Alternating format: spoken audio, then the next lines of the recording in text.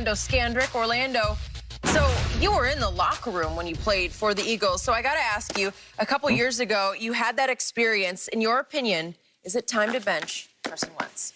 Well, I got to start my day off like I do, like I was raised. Good morning. Good morning. Good morning, Shannon. Good morning. You come over here to gloat. You come over here to gloat. I already know. No. Hold on. So, about a year ago, I came on here, and I was called a hater. I was bitter. I was upset.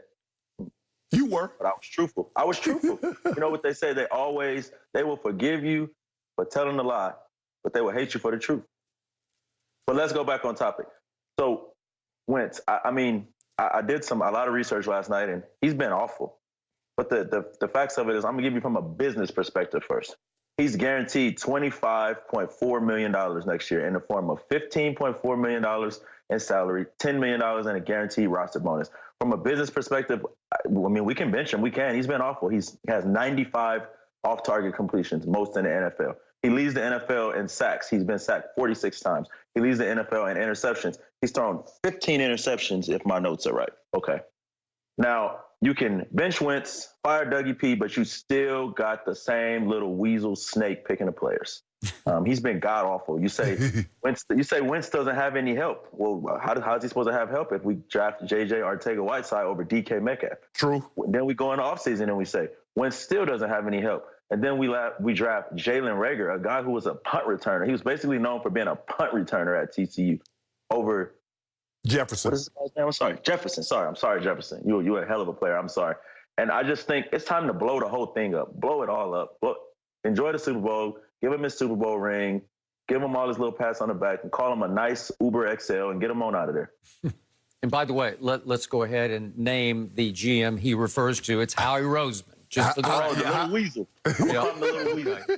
All right, go ahead. But so let me ask you a question. Back to the original topic.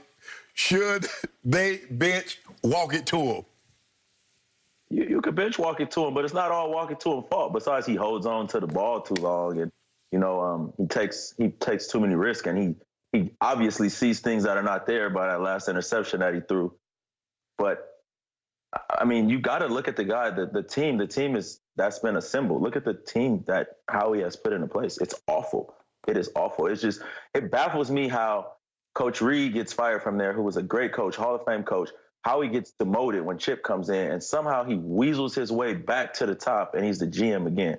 And now, he did well. He assembled some pieces. They won a Super Bowl, but, that's in the past. You told me when you get in the position of paying people for what they did 4 or 5 years ago, you're in bad shape, right? Yeah, basically. I don't believe they should bench him, but there's enough blame to go around. Wentz has taken so many hits is that he's predetermining where he's going to throw the football because he knows those hits are coming. I watched their receivers last night. Oh, they can't get open. They can't get open. It's as simple as that. J.J. Arcega-Whiteside does not even dress. And DK Metcalf is tearing the league up. Right. So they passed on guys like Metcalf. You passed on Jefferson to take Jalen Reagor. And your offensive line has gotten old and debilitated. And so now you put all that together. You got a quarterback that's, even when he has a clean pocket, Skip, he's not the most accurate. And I'm being nice. Okay, he's a very inaccurate quarterback with a strong arm. That's not something to be proud of. It's kind of like having the most air distance yards. I thought the job of the quarterback was to complete the pass. So when you look at his inaccuracy, you look at their offensive line inability to protect him. You look at Dougie P's refusal to run the football. When you combine all that together, you got a mess. You got a mess on your hand. What people don't realize about Carson Wentz is that he's way more comfortable throwing to bigger bodies. That's why he throws to tight ends, because he's inaccurate. He's way more Skip, hold on one second. I got to acknowledge my man Skip. He is loving this. Skip is loving this, Skip. Me and you, we're happy that we're not committed over $30 million to a guy that throws to tight ends. And one more thing, before I turn over to Skip. Okay. Skip, there were some situations last night. You can't have 30-yard pass interference. You got to put that ball on Goddard, and that's a touchdown. You had another one earlier, had Bobby Wagner beat early, and you underthrew it, and you allowed him to get back into play. It's plays like that. So when it's clean, You got to make them pay for making mistakes and leaving linebackers on your tight end that far down the field. And Wentz did not make them play. But when you get sacked 11 more times already than the next closest competitor, you're on pace to have the third most sacks in NFL history. We saw what it did to David Carr. It ruined him. He was never the same after his rookie year, Skip. And I'm afraid he's taken so many sacks, we might not ever see the best of what we thought Carson Wentz would be, which was his second year. You can't keep taking these shots and be strong. It's not going to happen. Before I turn it over to my lovely elder Cowboys fan, Skip, I'm just going to say one thing. I came on here and I called it. And, you know, I was taught at a very young age, it doesn't catch up to you until it catches up to you. And now it's caught up to him. Go ahead, Mr. Skip Bayless. So, to your point, as a Cowboy fan, I am loving this. I'm loving listening to this man try to defend a quarterback who is now indefensible. I didn't defend him, though. This time you didn't. To start the show, you tried. and you tried valiantly to try to save what's left of Carson Wentz. And my point here is, I hope they don't bench Wentz because I am the biggest Jalen Hurts fan. And I fear that Jalen Hurts, if inserted into the starting lineup, even where do they go on the road? They have to go to Green Bay. Okay, so that's hard, right? Against the guy you say should be the GOAT, or he plays better than the GOAT. Jalen Hurts has intangibles, leadership intangibles, playmaking intangibles, even accuracy intangibles that Carson Wentz does not have. I've never been a fan. I've been consistent in this opinion since 2016.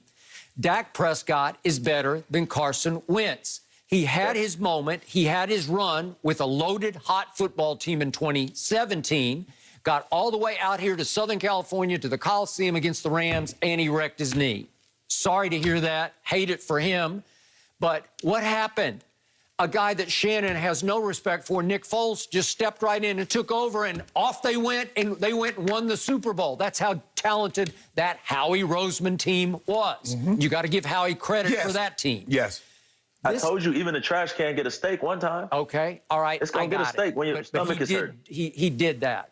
Now, he did it scares me that they will go to Jalen Hurts because Carson wasn't born with that leadership gene. Somehow this team doesn't respond well to him. They try to muster it up. They try to say all the right things. But there was that big expose in the Philly Voice 2 off seasons ago in which nobody liked how he was responding to criticism, how he's handling himself. How he carried himself in the locker room. Correct. So the point is, he's a big, strapping young man, and what he does best right now, he just takes off and runs with it. And he will run with big courage because he'll try to run through your brick wall. But as a passer, he's lost his way. His touch, his poise, his feel, his rhythm, he's just completely out of whack. And to Orlando's points, he's just running away with all the negative categories in the NFL, starting with sacks, going to interceptions, fumbles lost. He's a mess. And they're a mess right now, and maybe they will clean house. Maybe it's about to cost Doug Peterson his job, but again, they got one saving grace to me, and that is Jalen Hurts. And albeit all I got is somebody who worked at Alabama, and he lost his job to Tua, but then he came back in and saved them in the fourth quarter of the Georgia SEC championship game. And then at Oklahoma last year, he carried a miserable defense all the way to the college football playoffs, and they got obviously blown out by LSU. But that's Jalen Hurts, and that's what he would do for this team. And why they had some cockamamie plan last night to try to alternate them, I don't know what it was happening. I don't know what they were doing. If, in fact, he split snaps with Carson Wentz last week 50-50, that's pathetic because that's unfair to Carson Wentz. You know what it seems like to me, Skip? It seems like the reason why he didn't give Jalen Hurts more is that it got leaked that it was happening. Maybe. And so now all of a sudden, that ain't what we do. We just doing our normal things. And so to save face, because it got out. Yep. But there are also reports that ownership, up to Mr. Lurie, told Doug Peterson, if you want to bench him, bench him. Right.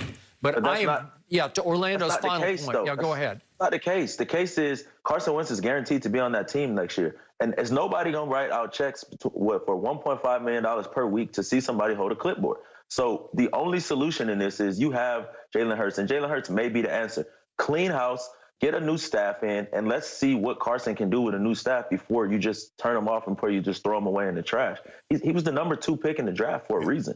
You know, put somebody around him that's going to put him in situations that he's going to be successful. He's lost all think about talent, this. Think about what do you know? What do we know about Carson Wentz at the highest level? Well, he played one playoff game against Seattle, right, and he lasted like a minute, and he got hurt again, right, and he threw 4 passes and completed 1 for 4 yards. I think 3.